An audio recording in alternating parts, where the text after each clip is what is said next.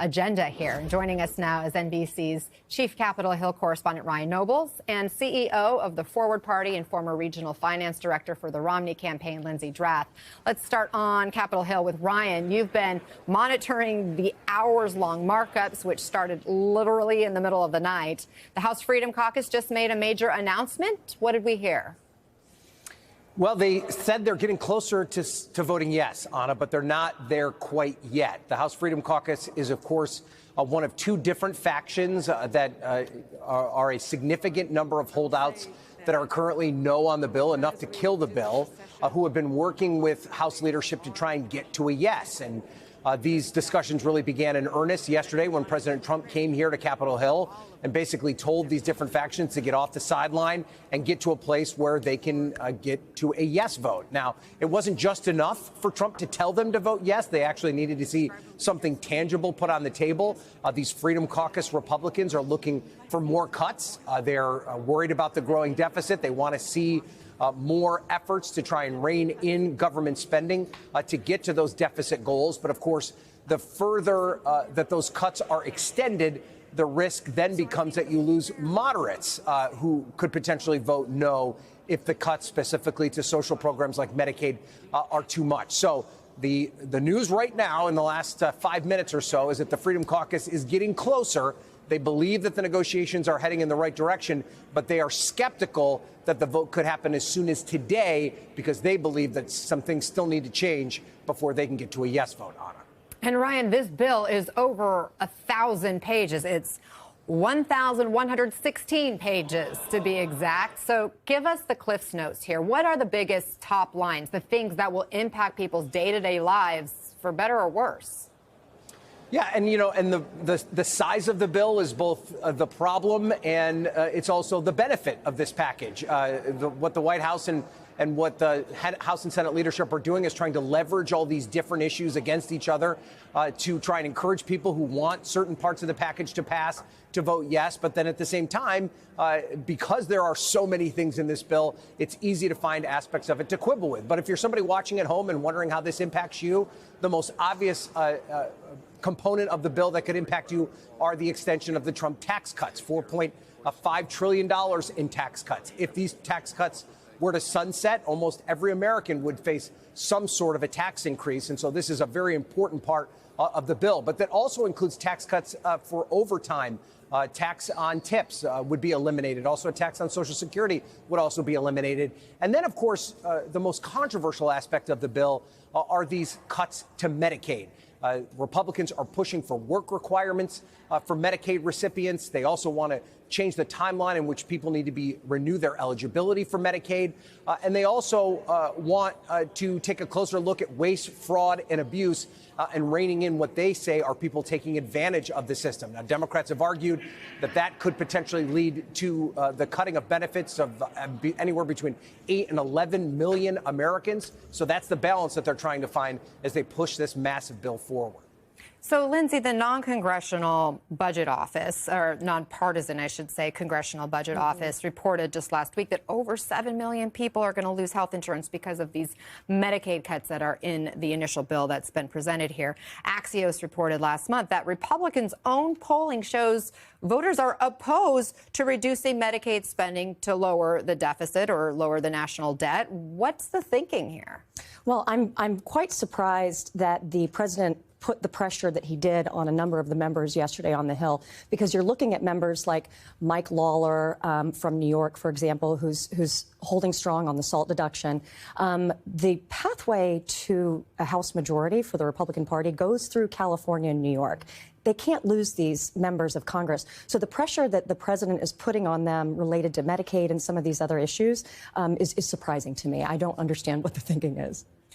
And we have our Julie Sirkin, who's joining us right now. She was just at that presser with the House Republican Caucus. So I want to go to you, Julie, right now. What just came out of that? Well, a lot of question marks. We basically were in a room with a group of House Freedom Caucus members who spent an hour in Speaker Johnson's office trying to haggle over these provisions of the bill, since Johnson seemed to extend an olive branch to the Salters, those group of Republicans in blue states who want to raise the cap on state and local income tax deduction. That, of course, does not bode well for conservative hardliners. To my right is actually Ralph Norman right now. Members of the House Freedom Caucus just going up and down the hallway here. In a couple of hours from now, though, they will head to the White House to meet with President Trump. Speaker Johnson, I'm told, will attend that meeting as well as they try to get to yes on this provision. There's still a chance that they could vote on this bill later today. The House Freedom Caucus members, led, of course, by Andy Harris, the chairman, said that they think they're making progress. They don't see a reason to squeeze this bill in today. There are still outlying issues. Apparently, according to them, the White House presented them with another offer overnight, although a source tells me that was less of what the White House wants to offer them, but more telling them if they can get the support for certain provisions, whether that's more reforms to Medicaid, more reforms to when those clean energy tax credits phase out, maybe some reforms again to the SALT deduction, that they would not stand in the way, which is notable, but different from the White House saying you guys have free will over this bill, which of course we know they don't, since President Trump came to the Hill earlier yesterday and told them to put their pens down on it. Okay, so more pressure from the White House, especially with these Freedom Caucus members expected to head to the White House later today. Ryan, the CBO is also finding that this bill will boost the incomes of the richest 10% while lowering the incomes of the lowest 10%. Republicans routinely trash the CBO scoring and analysis, but people will undoubtedly notice when more money is taken out of their paychecks. Are there any Republicans voicing concerns about that? Well, to your point, Anna, I think most Republicans are going to just ignore the results of the Congressional Budget Office. They have for many years believed that the CBO is not a reliable indicator of exactly how these bills manifest themselves.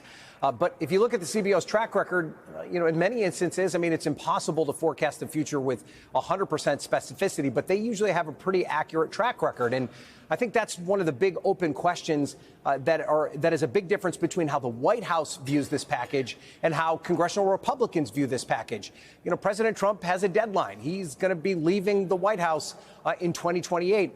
He just wants to get this package done immediately and isn't necessarily going to feel the impacts of the long-term political consequences of this package 5-10 years down the road, where many of the decisions that are made here could manifest themselves. If you're a congressional Republican, especially somebody that's younger, on their way up the chain, hoping to make a name for themselves in Congress, you're going to be dealing with these real-world impacts for the next 2 years in every single election cycle.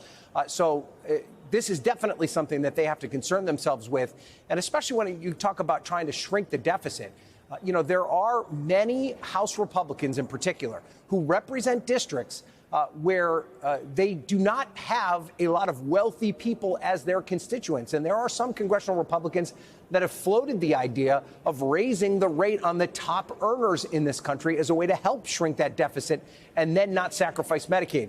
It's so far been a no-go with the rest of the Republican conference, Hannah. Here's another thing, Lindsay. This White House is pushing for Americans to have more babies.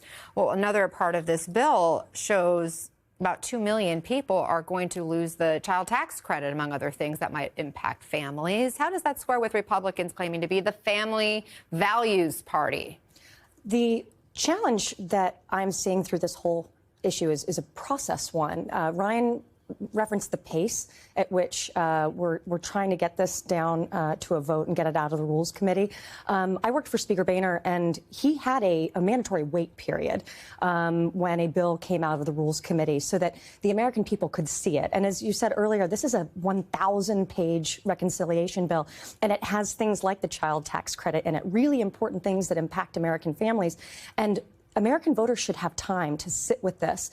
They're trying to push it through for a vote before Memorial Day. Why so do you that think the everybody pace can go is home. so important to them, that because push? The president wants it on his desk. This is the president's big, beautiful bill, and he's asked Speaker Johnson to push this through. The Senate didn't want this. They actually had 2 different versions of the bill that they had preferred. So I am hoping that by the time this lands with the Senate, we are going to see a slower pace so that Americans can see what's inside it. Well, that's another conversation for another day, and that is the senators who are not along for the ride on this. We know that that's going to face some hurdles once this legislation gets there. Ryan Nobles, Julie Sirkin, and Lindsey Drath, thank you all.